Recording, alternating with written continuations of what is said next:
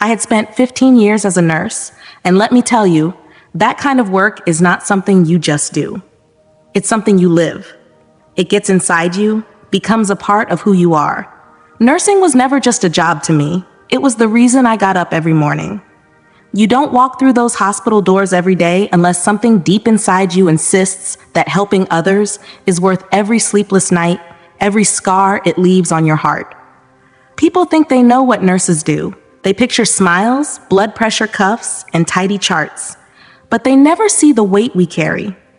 They never see the things that change you from the inside out.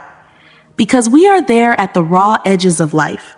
We're there for the first cries, the last breaths, the screams, the silences, the moments when a single word can shatter someone's world. When I first started, I was on fire. Fresh out of nursing school, I walked into the emergency room like I could take on the universe. I was bright-eyed, full of purpose, convinced that compassion and effort could heal anything. Every shift was a challenge, a battle, a chance to prove that I belonged there. I thrived in the chaos. The alarms, the rush of feet on tile floors, the smell of antiseptic and coffee, those became the rhythm of my life. I loved being the calm in the storm, the one who could make a difference when everything else was falling apart. But somewhere along the way, something inside me started to fray. It didn't happen all at once. It crept in slowly, so quietly I barely noticed at first. The endless flow of patients, the stories that ended too soon, the faces I could never forget. They began to pile up, one after another, until they filled the corners of my mind. I started to feel that heaviness that no amount of rest could fix.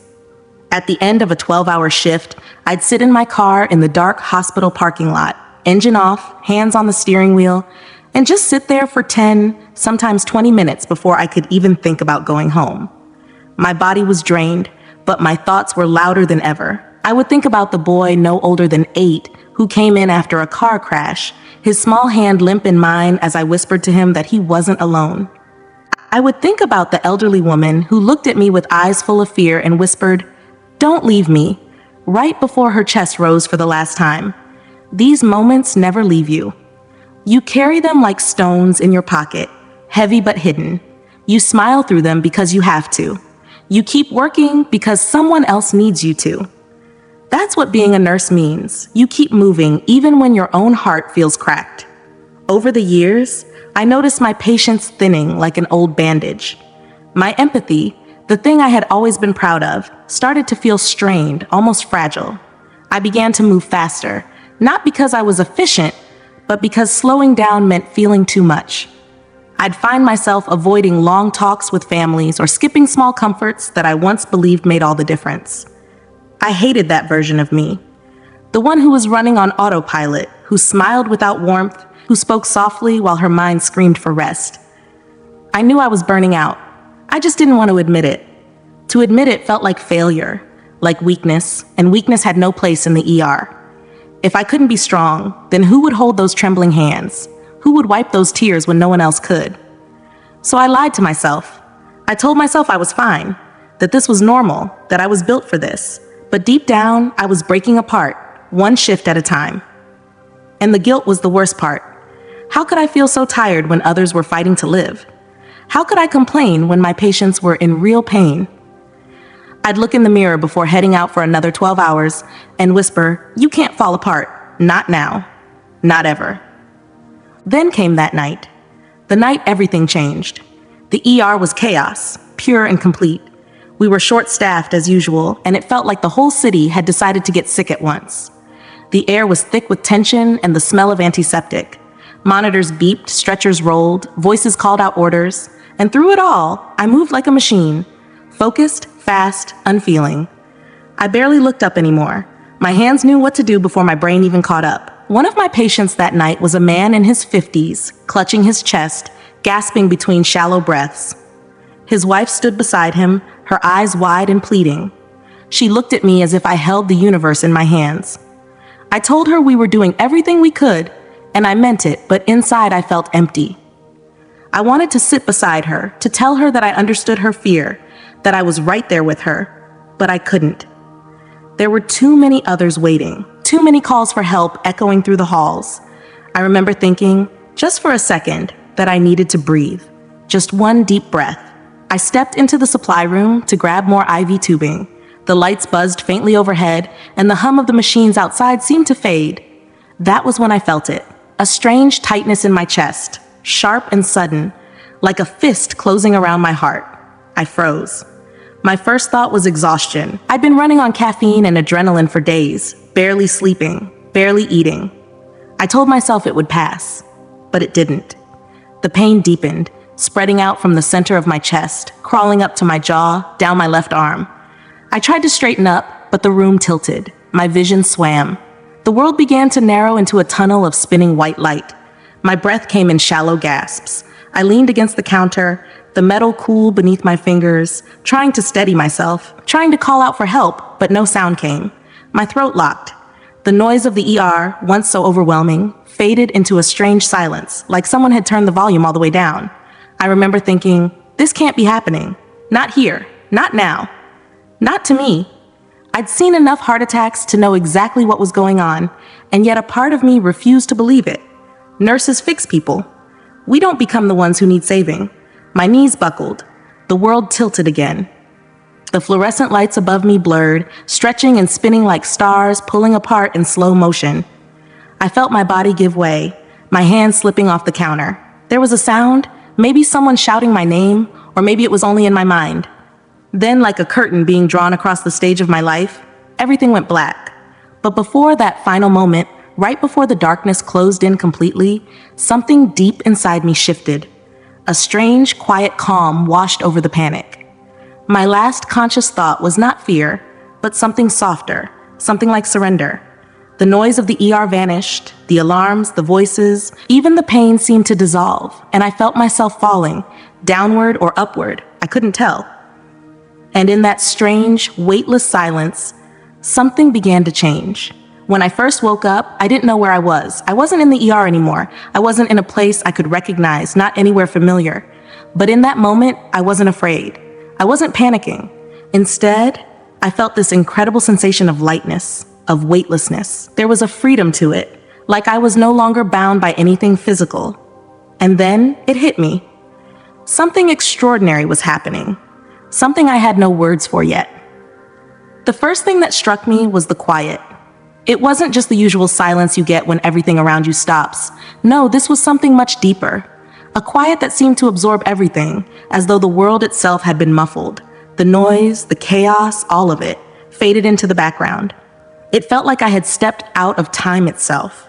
At first, I thought maybe I had just passed out, that my body was still lying there on the cold ER floor, that any second now I'd snap back to reality. But then I opened my eyes, or whatever it was I was using to see, and I realized something wasn't right. I wasn't where I thought I would be. I was floating. It wasn't like swimming or the way you feel when you're in a dream. No, it was nothing like that. I wasn't hovering above my own body the way you might expect. There was no sensation of gravity pulling me down, no sense of the ground beneath me. I was simply suspended. There was no up, no down. I wasn't anywhere, and yet I was everywhere. And that's when I saw it. I saw myself. My body lying on the cold ER floor surrounded by people I knew. I saw Dr. Patel shouting orders, his voice firm and commanding. His hands were pressing down hard on my chest, giving those chest compressions over and over. I saw Sarah, the charge nurse, rushing to connect the defibrillator pads to my chest. I saw Michael, the tech, holding an oxygen mask in place. They were all working so fast, so urgently, their faces tight with focus and concern. Every move they made was precise, deliberate, and as I watched them, it felt like I was watching a scene in a movie, like I was a bystander, unable to do anything but unable to look away. At first, I thought it was a dream. I'd heard stories before about people experiencing strange things when their hearts stop, when oxygen levels drop and the brain goes into overload. I thought maybe this was just my mind playing tricks. But no, this wasn't a dream. This was real. I could see everything. The fine details, the sweat on Dr. Patel's forehead, the way Sarah's hands trembled slightly as she adjusted the IV. I could even hear fragments of their voices, like faint echoes through a fog. "She's in VFib, charged to 200 joules," I heard someone shout. The words should have sent terror through me, but they didn't. I was so calm, detached, like I was watching someone else's life unfold. It felt as if I was watching a story that had no connection to me, no ownership. Like I was powerless to influence it. I wanted to scream. I wanted to tell them, to shout, "I'm okay, don't worry, I'm gonna be fine." But I couldn't speak. I couldn't move. All I could do was watch. And then the defibrillator fired. I watched as the current surged through my body, expecting to feel something, anything. But there was no pain, no panic, there was nothing. It was as if the body lying on that floor, the one they were trying to save, wasn't mine anymore. It was just a vessel, a shell, a thing that was only holding me temporarily. The weight of it all, gone. For the first time, I understood what people meant when they said, "You're more than your body." It felt like I had stepped out of the suit I had been wearing for all my life, and I was looking at it from the outside, realizing it wasn't truly who I was. And I drifted higher. The scene below me grew smaller and smaller, yet I could still see every detail as if it were right in front of me. The lights of the ER, the way the machines beeped, the urgent whispers of my coworkers, they were all still there, fighting for me, fighting to save my life. I wanted to thank them, to express how much I appreciated everything they were doing, but I couldn't. There was nothing I could do except feel the pull. It was gentle but insistent, like an invisible hand guiding me away from the chaos below. As I moved further from the room, the hospital began to blur. The sterile walls, the buzzing machines, the cold, harsh lighting, all of it faded into a soft glow. The edges of the world around me softened, dissolving into something I could only describe as light. But even that doesn't quite capture it. It wasn't just a lack of the usual noise or a peaceful absence of pain. No, this light, it was alive. It had its own pulse, its own energy. It surrounded me, enveloped me like a warm, tender embrace. It wasn't overwhelming, not like the glare of 1,000 lights. It was pure, like it was made of the essence of everything good. I could feel it in my very soul, as though it was seeping into every corner of my being, nourishing me, comforting me in a way I didn't know I needed. There were no walls here, no boundaries, just an endless stretch of light that went on forever. And yet it wasn't empty, it wasn't vast and void. No, it was full of energy, full of love.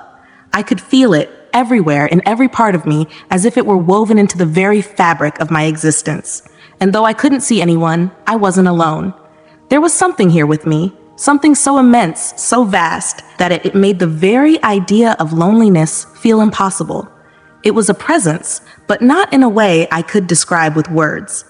It was like being held by an old friend, someone you hadn't seen in years but knew you were always meant to find again. There was comfort in that presence, a deep sense of belonging. And for the first time, I let go. I didn't ask questions. I wasn't concerned with what had happened to my body. I didn't worry about whether I would go back to it. All of that seemed so small, so insignificant here in this place. Here, it didn't matter. It didn't matter at all. All that mattered was the peace, the warmth, the overwhelming sense of being completely known and completely loved. I didn't know how long I stayed there. Time didn't exist. It felt like hours, or maybe it was only moments. There was no way to measure it.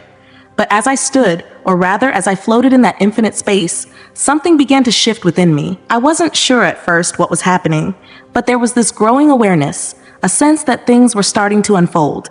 I could feel the air, if you could call it that, around me, thick with anticipation. And then slowly, almost imperceptibly, I started to notice shapes emerging from the light.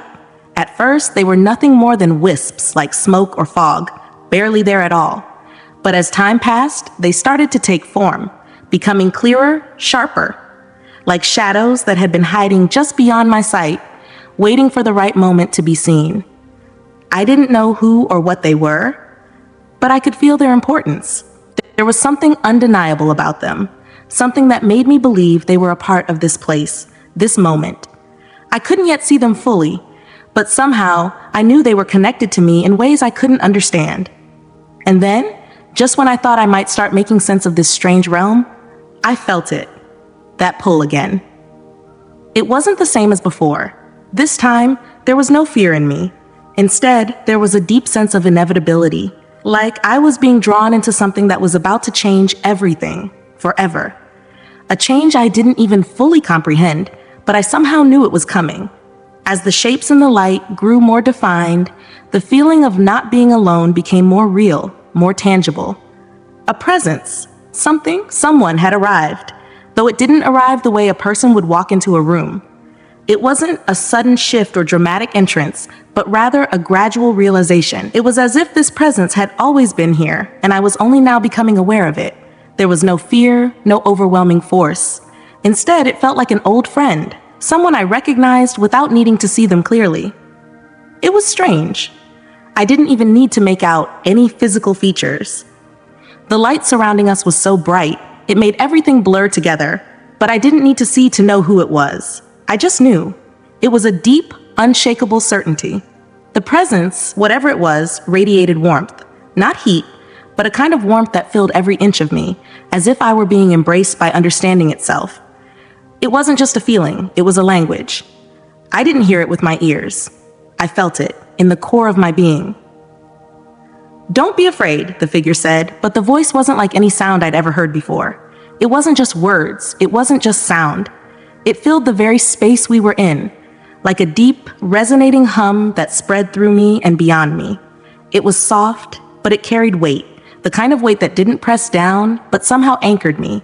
I could feel the reassurance in it, like the calm after a storm or the peace of a long-awaited homecoming. "I'm not afraid," I found myself saying, and I was surprised at how steady my voice was, how grounded I felt. "But I don't understand. Why am I here? What is this place?" The figure didn't respond right away. Instead, the very air around us seemed to shift, and in an instant, I was surrounded by flashes of light, vivid memories, moments from my life. They weren't the moments I expected, the grand milestones or defining times. No, these were smaller things, fleeting moments that barely even registered in my own mind. A quiet scene played before me. I saw myself sitting beside a patient in the ICU, holding his trembling hand as he tearfully spoke about his daughter's wedding he'd never get to see. Then another memory, one I almost forgot. Staying late at work to sit with a new mother, exhausted and filled with fear, talking her through the terror of going home with her fragile newborn. I saw another memory, a quiet exchange with a colleague, comforting them after a brutal shift, even though I had no energy left in me. There they were, these fragments of my life. These tiny, ordinary moments that somehow mattered more than I could have ever known. "You think these moments are small?" the figure asked, its voice still gentle, but now filled with a deeper understanding. "But they are everything. Every act of kindness, every moment of compassion, even those you don't notice. They ripple outward, creating waves that you cannot see. What you call small, I call profound." Tears welled up in my eyes as I watched these memories unfold, each one carrying more weight than I had ever given them. All this time, I had focused on what I couldn't do, on the pain I couldn't heal, the lives I couldn't save, the emptiness of never being enough. But here, in this moment, I could see clearly for the first time. Those small gestures, the ones that didn't seem like much at the time, were everything. The way a single touch could bring comfort to a broken heart, the way a kind word could offer a sliver of hope in the darkest of hours. "But if these moments matter so much," I said, my voice trembling as the weight of it all began to press down on me, "then why is there still so much suffering? Why is there so much pain, so much chaos? Why do people have to go through such darkness?" The light around us seemed to grow even warmer, more enveloping, like a blanket of love and understanding that wrapped itself around me. "Suffering," the figure spoke softly, "is part of the human experience. It is not something to be erased nor avoided. It is something that must be met with love. Every moment of suffering is an opportunity to choose compassion. It is through these choices, through these acts of love, that humanity grows, that the divine is reflected in the world." I felt my heart grow heavy as I processed the answer. "But it's so hard," I whispered. "Sometimes it feels like it's too much to bear. Sometimes it feels impossible." "I know," the figure said, its voice full of knowing, full of compassion. "And yet you continue. That is what makes your life so extraordinary. You may not see it, but every time you choose love, you are part of something far greater than yourself.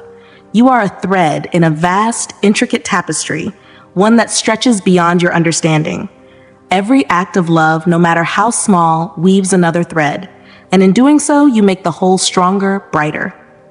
As the figure spoke, the scenes around us shifted again. This time, the images were not from my own eyes, but from others, lives I had touched without even knowing it. There they were, moments I had never witnessed, faces I had never seen, but somehow I had left my mark on them, in ways I never realized. And though I was still in this place, with no clear idea of where I was or what would happen next, something deep inside me began to understand. The power of love, of compassion, was far beyond what I could see in any single moment. It was woven through everything, through every choice, every breath, every heartbeat. It was the thread that held everything together. And as I stood there, or rather, as I floated in that vast, unknowable space, I couldn't help but feel the weight of everything, the weight of this truth, that even in the midst of the deepest pain, there was something greater at work, that even in the chaos, there was a thread of hope, of light, that connected everything. But then, just as I thought I might be able to grasp all of it, the feeling of the pull returned. Stronger, deeper, more intense. Something was about to shift once more. Something was coming. And I could feel it, deep in my soul. This wasn't over yet. I saw a man I hadn't thought about in years, someone who had crossed my path long ago. He was smiling, telling his family how much my kindness had meant to him, how it had impacted him more than I'd ever known. That kindness had rippled through the years, touching lives I'd never met, unseen and unheard by me until now. His daughter, inspired by what I'd done for him, had gone on to become a nurse. She saved countless lives, making a difference every single day, all because of that one moment. I watched her help one patient, then another, all the way down the line. Each person she saved had a family as a life forever changed, just because one man had remembered my small act of care. I saw a woman who had come to me in distress, her heart breaking as she sat beside her dying husband. I had held her hand through the hardest hours of her life, offering what comfort I could. She had gone on to create a grief support group, a place where countless others found solace. Each member of that group had carried a piece of her compassion with them, passing it on to others who needed it. The figure beside me, this presence, this light, spoke softly, its voice gentle but clear. "These are the ripples of your compassion," it said. "They spread out, far beyond what you can see. This is the power of love." Tears welled up in my eyes. I couldn't stop them. For so long, I had wondered if my efforts meant anything at all, if the moments I gave to others had any real purpose, or if they were just insignificant drops in an endless ocean of need. But now, standing in this place, I saw it. Every drop mattered. Every little act had a far-reaching impact I had never imagined. The light flickered gently, as though the figure was smiling, as though it knew my heart. "Your work isn't about fixing everything," it said.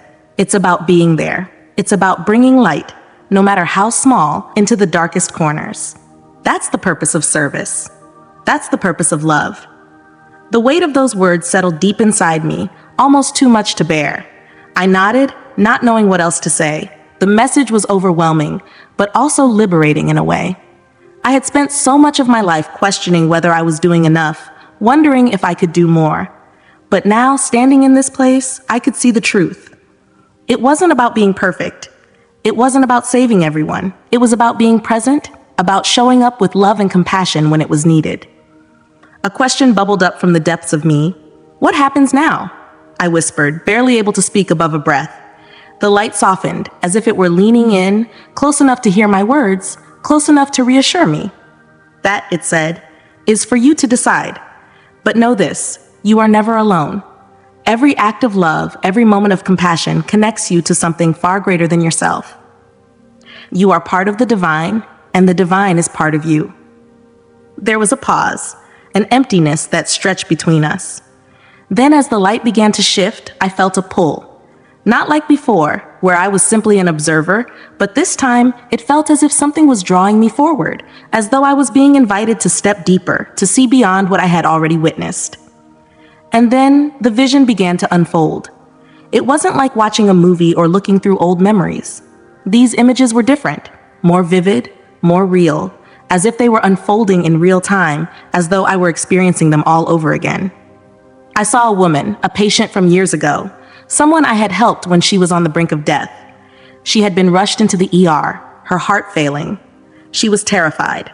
Her grip on my hand was tight, her eyes wide with fear, but I held her steady.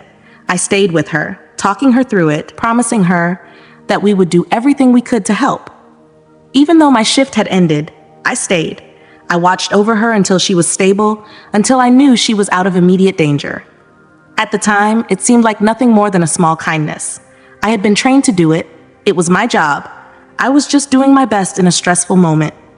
But now, in this place, I saw the aftermath of that moment. The scene shifted, and I saw her, many years later, sitting with her grandson, reading to him. I saw the joy on her face, the warmth in her eyes as she smiled at him. The room was filled with light, with life, with love. She had survived, and because of that, she was there to guide and nurture this little boy. Her survival, her presence, had shaped his future in ways I couldn't even begin to understand. She had become a grandmother, a source of wisdom and affection, an unspoken pillar of his life. And I realized that my care, my small gesture of staying with her that day, hadn't just saved her life. It had allowed her to be the heart of a family. She had become a part of something far greater than just herself. The vision didn't stop there. It kept unfolding, moment after moment, images flashing by faster than I could process them. I saw a man, one I'd comforted after a surgery that had gone wrong. He had been devastated, lost in despair, wondering if his life would ever be the same again. I'd sat with him, talked with him, shared a few words of encouragement, not knowing if they would even help. I had only done what I thought was right in that moment, offering him the compassion I believed he needed. But in this place, I saw the longer thread of his life. His journey didn't end with that surgery. He had gone on to mentor others who had been through similar struggles, sharing his story, his pain, his hope with people who needed to hear it. And in doing so, he had created a ripple that extended far beyond him. The images kept coming, and I realized that the smallest moments, the ones I had long forgotten, had grown into something far bigger than I ever expected. A smile to a frightened child in the hospital hallway, a cup of coffee handed to a weary nurse in the break room, a word of encouragement to a colleague who was about to give up. These moments, so small I didn't even remember them, had somehow bloomed into something beautiful, something that touched lives in ways I could never have imagined. And as I watched all of this, I couldn't help but feel a deep, overwhelming awe. Every act, no matter how small, had meaning. It was all part of a grand tapestry of love, a web of connections that stretched far beyond the confines of what I could see. "This is the truth of your life," the figure said. "Every act of kindness, every moment of care is a thread in this tapestry. Together, they form something far greater than you can imagine." I felt as if the weight of the world had lifted off my shoulders, but at the same time, I felt smaller, humbled. I had spent so much of my life focusing on the things I hadn't done, the lives I hadn't saved, the pain I hadn't healed. Those moments had haunted me, clouded my vision, made me doubt myself. But now in this place, I saw the other side. I saw the beauty in the things I had done, in the ways I had touched others, even when I hadn't realized it. "Why does it feel so small then?"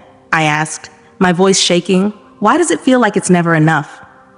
The light around me grew warmer, softer.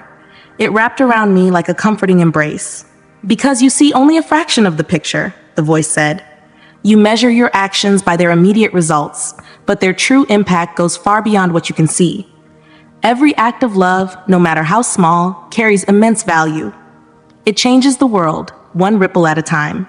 As the light shifted once again, I knew something had changed within me. I was no longer just a passive observer. I understood the weight of my choices, the power in every moment of compassion, every bit of love that I had shared with the world. And I knew I would never be the same again. I saw the ripples of my actions, reaching far beyond the places and people I could ever touch. I had no idea, not at first, the deep and lasting impact a single choice could make. There was a young woman who had listened to a story from a patient I'd once cared for. That story had somehow lit a fire in her heart, leading her to choose nursing as her calling. Then there was a father, a man broken by life's burdens, who had found the strength to keep going because of something his wife had shared with him, something I'd said to her during a dark time. It was as if I had unknowingly planted a seed, And now, years later, it had grown into something beautiful. A network of love, compassion, and hope stretching outward, touching lives, crossing paths, and creating bonds that transcended time. You are part of something much bigger than yourself, the voice whispered, its tone so gentle, so sure. Every act of kindness, no matter how small, every moment of compassion reflects the divine. And with that, I understood. Each thread of kindness I had woven, no matter how tiny, had connected me to others in a way I could never fully comprehend. I had spent so much of my life questioning if what I did mattered. I was always wondering, worrying, doubting whether I was enough, whether I was doing enough. But now, with clarity, the truth settled into my heart like a warm embrace. It wasn't about perfection, not about fixing everything or solving every problem. It was about showing up, about choosing love, even in the hardest moments. That was the truth. That was the purpose of my life. The present spoke again, its voice calm but full of strength. It wasn't meant for me to erase suffering from the world, it said. It was meant for me to meet suffering with love. Not to solve every problem, but to offer comfort, a word, an action, a moment of kindness. That's how the ripples spread. The peace that settled in my heart as I understood this was unlike anything I'd ever felt. I had carried so much guilt, so much doubt, so much pain and fear for so long. But in this moment, I was free from all of it. I didn't need to see the end result, the grand picture. I didn't need to know how it all turned out. All I needed was to keep doing what I was doing, just one small act of love at a time. That was more than enough.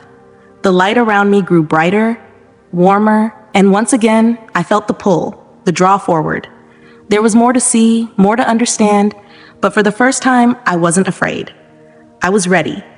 Ready to keep walking, ready to keep weaving those threads, ready to live. I felt the warmth of that presence beside me, a constant reminder, a guiding hand that I would never be alone. Then the world began to shift again.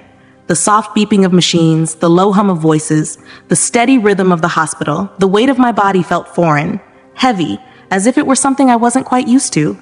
My eyes fluttered open slowly, the bright hospital lights blinding me for a moment. I saw Sarah sitting by my side, her face a mask of worry and relief. Her eyes, red from crying, filled with something else now. Gratefulness. "Thank God," she whispered, her voice trembling. "You scared us half to death." I wanted to speak, to tell her everything, to explain what I had seen, but my throat was dry and the words wouldn't come. Sarah saw this and immediately handed me a small cup of water. As I took a sip, the memories rushed back to me. The pain in my chest, the way I had collapsed, the overwhelming presence that had surrounded me, the light, the truth I had seen. Everything was so vivid in my mind, but now it all felt so distant, like a dream fading into the morning. I looked around the room, trying to ground myself. The familiar beeping of machines, the sterile smell of the hospital, the white walls, it was all too ordinary now, too real. I felt like an outsider, someone who no longer belonged here.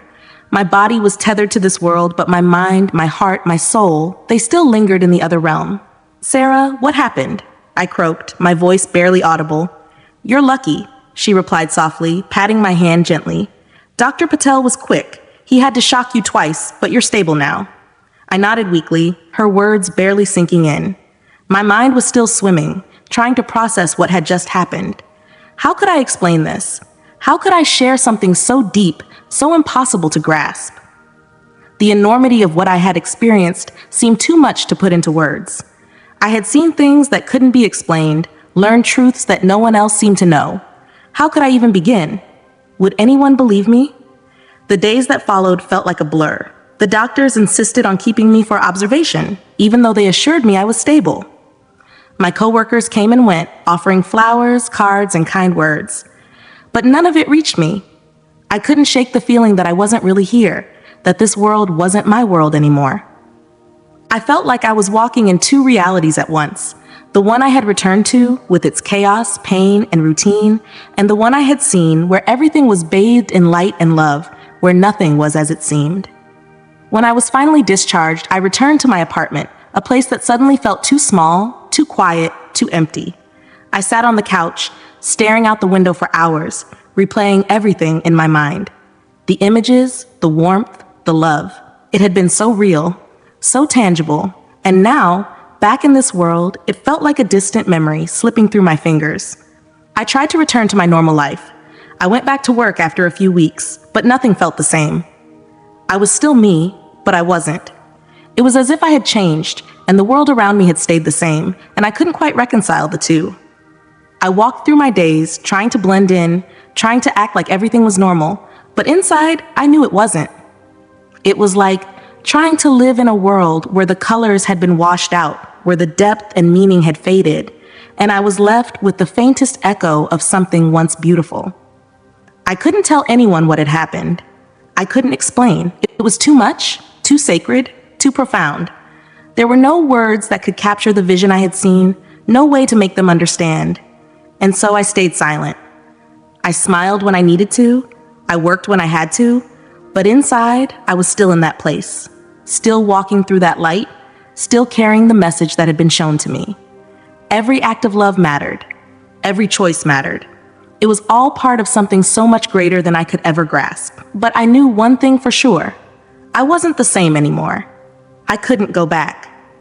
As I stepped into the hospital that day, everything felt more alive, like the world was louder, sharper.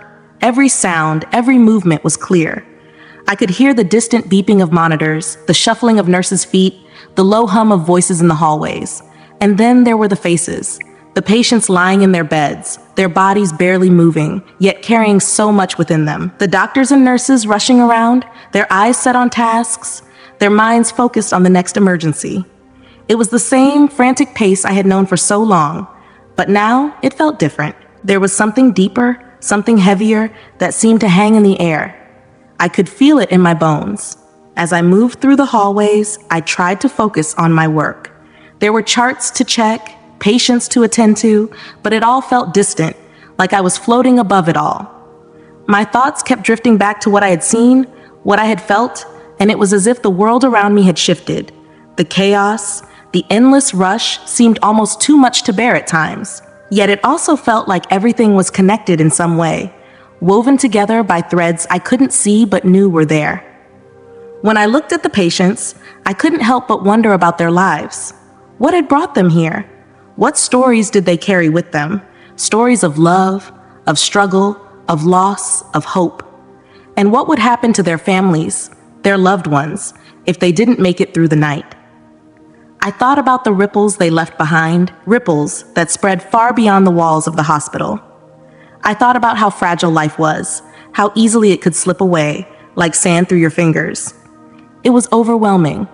This awareness of how interconnected we all were, how every action, every choice could affect the people around us, the people we might never even meet. It wasn't long before my coworkers started to notice the change in me. One evening, after a particularly draining shift, Sarah pulled me aside. Her eyes were kind, but cautious. "You seem different," she said. "Is everything okay?" I hesitated, feeling a lump form in my throat. How could I explain? How could I put into words what I had seen, what I had felt? I wasn't sure even I fully understood it. Finally, I just shrugged, forcing a smile. "I'm fine," I said. "Just thinking a lot about life lately." She nodded, but I could tell she wasn't convinced. Sarah was practical. She lived in the here and now, focused on the job, the tasks at hand. She didn't have space for stories about divine encounters or visions of light. And honestly, I didn't blame her. A few months ago, I wouldn't have believed it either. But everything had changed. I had seen something I couldn't forget. It's something that had marked me in ways I couldn't describe. Still, the hardest part was the doubt, the skepticism from people who didn't understand. One day, I mentioned my experience to Dr. Patel during a quiet moment in the break room. I wasn't expecting him to believe me, but I needed to say it out loud, to share it with someone. He listened, his face carefully neutral. When I finished, he simply said, "You are hypoxic. Lack of oxygen can cause vivid hallucinations. It's common after cardiac events." It stung, but I knew it was coming. I wanted to argue, to tell him that it wasn't just a trick of the mind, that it wasn't just oxygen deprivation. But I stopped myself. What was the point? He had his explanation, and I had my truth. In the end, nothing I said would change how he saw it. I had to accept that. I had to accept that not everyone would believe me, and that was okay. Despite their doubt, I couldn't let it shake me. I knew what I had seen, what I had felt. And while I couldn't make anyone else believe it, I could choose how it shaped me. Over time, I began to see my work differently. I embraced it with a renewed sense of purpose. Every patient I encountered, every person I spoke to, felt like a chance to honor the truth I had been shown. I didn't have to fix everything. I didn't have to save everyone. I just had to show up. I had to offer what I could, whether that was a kind word, a gentle touch, or just a presence, offering something in the face of pain, something to soften the chaos. There were still days, of course, when everything felt too heavy. Days when I doubted myself. Days when the weight of the world seemed unbearable. But even on those days, I held on to the truth that had been given to me. Every small act of kindness mattered. Every moment I spent with a patient, every conversation, every smile. It all rippled outward, creating waves I might never see. But that didn't mean they weren't there. One night, I sat with an elderly man who was nearing the end of his life. His family had gone home for the night, and he seemed restless, his breathing shallow. The room was quiet, save for the soft beep of the heart monitor. I held his hand, just as I had with so many others before him, and I whispered words of comfort. "You're not alone," I told him softly. "You're never alone." He squeezed my hand weakly, a faint smile flickering on his lips. In that moment, I felt the presence again, warm, gentle, like an embrace that wrapped itself around me and reminded me that I was exactly where I needed to be. It wasn't about the grand gestures or dramatic moments.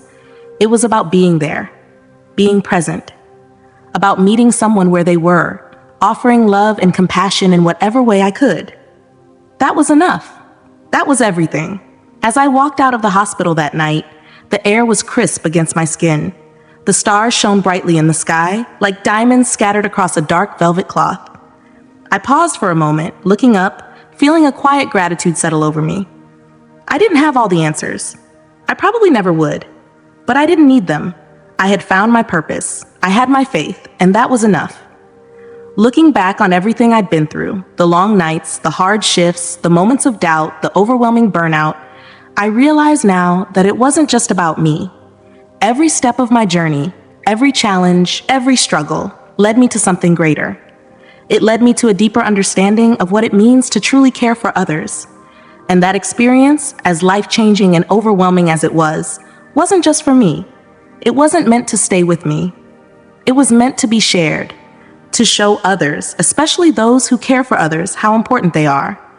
To all the nurses, doctors, paramedics, caregivers, those who give so much of themselves every day, I want you to know this. What you do matters. You might not see it every day. You might feel invisible, unappreciated, and exhausted. But every patient you help, every touch, every moment you offer your care, it matters more than you know. It ripples out in ways you might never see. You are making a difference every single day, and the love you pour into your work will never go unnoticed. I used to measure my worth by the number of tasks I completed, the number of patients I helped, but now I know it's more than that. It's about the love you give, the kindness, the compassion, and that is what makes all the difference. It was never about the numbers or the outcomes. It's always been about the moments in between. The moments when you hold someone's hand, feeling their fear pulse through your fingertips. The quiet words you whisper to someone who feels like they're falling apart, offering them a piece of hope when they think there's none left. The way you show up for someone, even when you're at your lowest, knowing they need you more than you can ever explain. Those aren't small moments. Those are the moments that define us. I get it, though. If someone had told me this before, I would have had my doubts too. It's hard to believe something so vast, so unexplainable, unless you felt it yourself. But I want to ask you to think about this, just for a second. What if the way we live, the little things we do for others, the choices we make to be kind, has more meaning than we ever imagined? What if each small act of love, the ones that often go unnoticed, is a part of something much greater? Something divine? We live in a world that often feels cold. The pain, the chaos, the exhaustion, especially when you're in a place like a hospital, surrounded by the sound of machines, the sight of suffering, and the weight of every person's struggle. There's no way to avoid it. It's there in every corner, in every breath. It can swallow you whole if you let it, but what I saw, what I felt, was something that changed everything. I felt the warmth of something beyond all that. Something that connects all of us, no matter where we are, no matter what we're going through. And I know now, deep in my soul, that love is what ties everything together. It's the thread that stitches the fabric of the universe.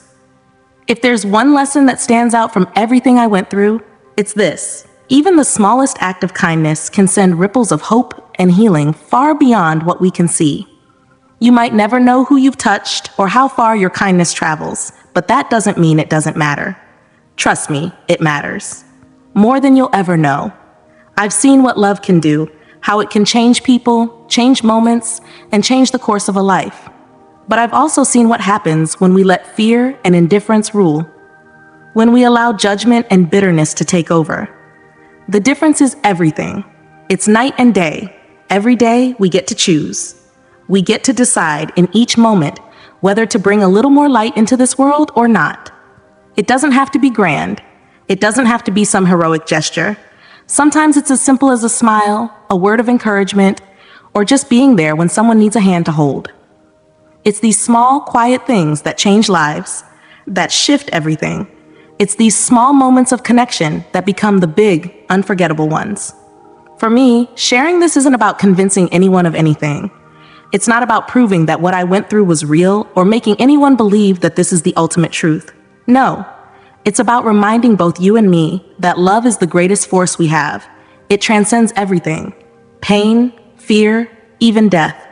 It's the one thing that binds us, connects us to each other and to something far greater than ourselves. No matter how dark the world gets, no matter how broken or corrupt it may seem, love always has the power to break through. So, wherever you are, whether you're giving care to someone else or struggling to find meaning in your own life, I hope you carry this truth with you. Your actions matter. Your love matters. Even when everything feels broken and the world seems too cold, too indifferent, I want you to know that every act of kindness you share is like a beacon of light that pushes back against the darkness. You don't have to have all the answers. You don't need to have everything figured out.